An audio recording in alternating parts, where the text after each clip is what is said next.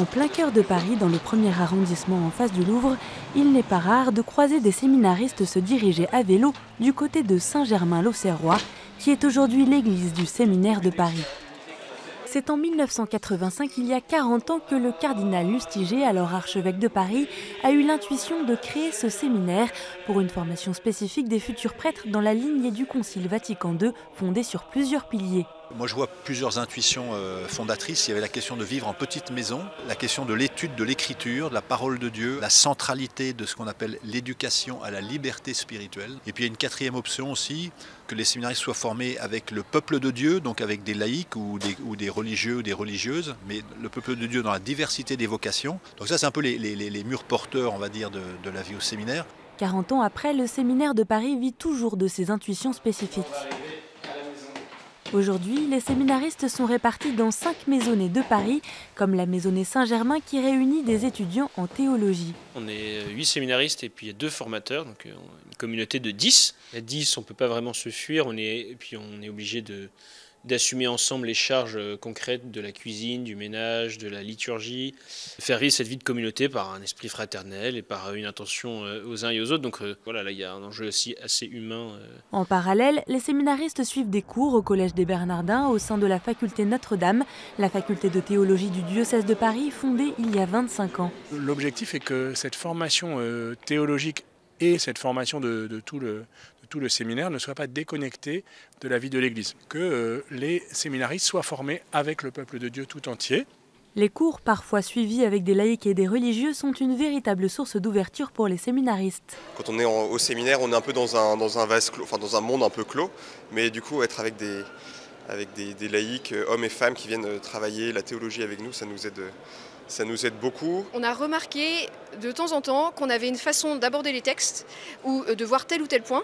Nous, femmes, bizarrement, on se retrouvait là-dessus, ce que n'avaient pas forcément vu en face les autres, les séminaristes, parce que sensibilité différente, etc. Donc c'était aussi très enrichissant pour nous d'avoir leur approche et pour eux d'avoir la nôtre. En plus des cours magistraux, la formation se veut aussi personnalisée. Ça se fait au moins de 2 manières différentes. D'abord parce que chacun a un tuteur d'études et que le tutorat est collégial. Et donc les étudiants sont accompagnés pas seulement par un tuteur, mais les tuteurs se réunissent chaque semaine. Et puis ça se fait aussi beaucoup par des séminaires de travail, avec un travail commun, non seulement de lecture de textes, de discussion, et puis aussi d'exposés, de discussions théologiques. C'est la méthodologie qu'on acquiert, c'est le fait d'être à l'écoute de la parole de Dieu.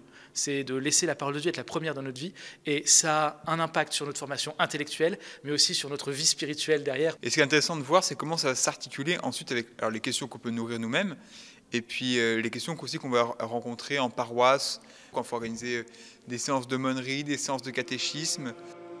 Appelés à devenir des pasteurs, les séminaristes sont en effet intégrés dans des paroisses parisiennes pour être au service, véritable terrain de formation. Les maisons de séminaire, elles sont sur les paroisses, en tout cas dans les 2 premières années. Pour les années d'après, les étudiants sont intégrés en paroisse.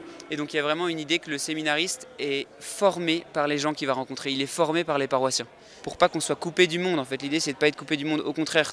Ne pas être coupé du monde pour être mieux relié aux défis de la société actuelle, c'est tout l'enjeu de ces années de formation. Les enjeux du séminaire pour l'année à venir, c'est de former des prêtres capables d'assumer la mission dans des conditions qui seront les leurs dans les années qui viennent. Donc ça veut dire des communautés sans doute plus petites, des prêtres moins nombreux dans les paroisses, donc des prêtres davantage sollicités relationnellement dans la collaboration avec les laïcs. Ça, je pense que c'est un gros enjeu. Et puis aussi, il y a une crise majeure, c'est la crise des abus.